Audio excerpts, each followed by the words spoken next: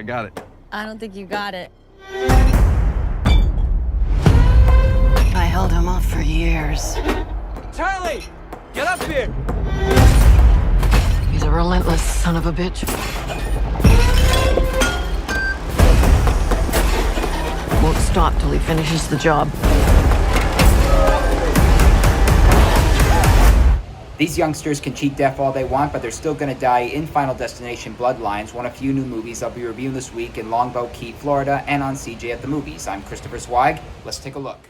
Our first movie is Final Destination Bloodlines, and if you acknowledge the rules of the franchise, a character has a premonition of the gruesome deaths that will occur unless they can get to safety. But it turns out that death doesn't like to be cheated, and so the people who were supposed to die in the accident will die for real. This time we focus on a college girl named Stephanie Reyes, played by Kaitlyn Santa Juana, who learns that her grandma survived a horrible accident in her youth, and because she was supposed to die, Stephanie and her brother and cousins are all in danger. This book, it will show you everything you need to know to keep our family safe. It all started with Grandma. Death is coming for us because we were never supposed to exist. Watch out! Only by embracing death. The cliche of the girl's warnings being ignored by her family gets exhausting, but it doesn't last long, and actually there are a lot of funny and gruesome moments that make it a worthy addition to the franchise, and this is also the final film for Tony Todd, who passed away at the age of 69, but has been able to reprise his role of the death expert William Bloodworth before it was too late. We know a lot of people will die in the sequel because we've seen the other movies, but we still think it's fun the way the deaths are executed. Our next movie is Friendship, a buddy comedy that's completely different, especially when it's under the distribution of A24. The movie stars Tim Robinson as a self-loathing and cynical family man named Craig, whose cancer-free wife, played by Kate Mara, suggests that he spends an evening with their new neighbor, the local weatherman Austin, played by Paul Rudd, who manages to change Craig's tune a bit. If your game is on, give me a call, boo. If your love is strong, I can see the future. It's full of pals. I'm on the edge of life, and the view is gorgeous. They spend so many fun times, up to the point of Craig desperately trying to be cool like Austin and his buddies, but then Austin decides to see less of him. Look, we had a couple of really nice hangs, but I think it best that we go our separate ways. I don't wish to continue this friendship.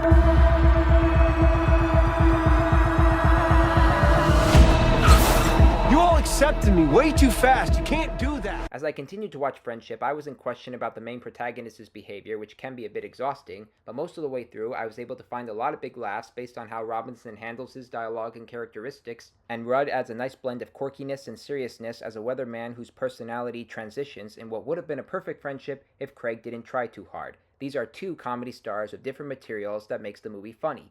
Our next movie is Nonnas, a Netflix comedy which is based on the true story of how Joe Scaravella opened the Italian restaurant Enoteca Maria in Staten Island with grandmas as the chef. The term grandma would translate to nonna in Italian. Vince Vaughn stars as Joe, whose mother passes away and decides to reboot his life by opening the Italian restaurant with the food made by Nonnas. They consist of Susan Sarandon, Brenda Vaccaro, Lorraine Bracco, and Talia Shear.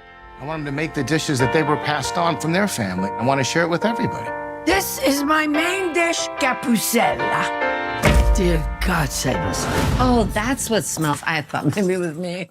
We don't get a complete character development, but we do get characters who are lovable and outspoken, and these women are certainly funnier and smarter than the women in Book Club. And Vaughn continues to broaden his comedy taste as a man struggling to keep his business afloat.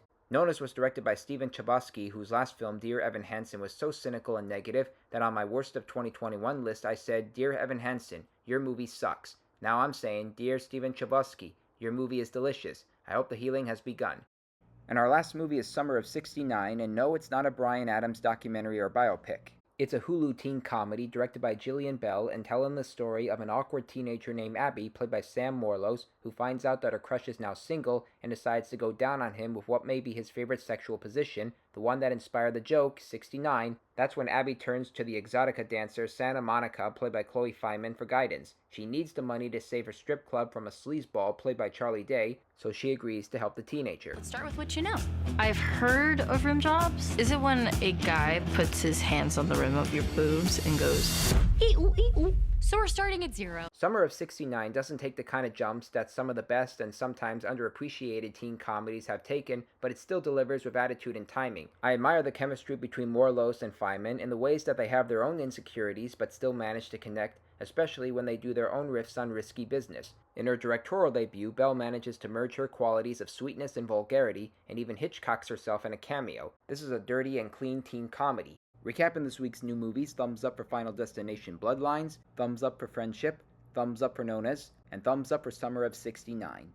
Well, those are the new movies I'm reviewing this week in Longboat Key, Florida. I'm Christopher Zweig. Stay safe, and I'll see you at the movies.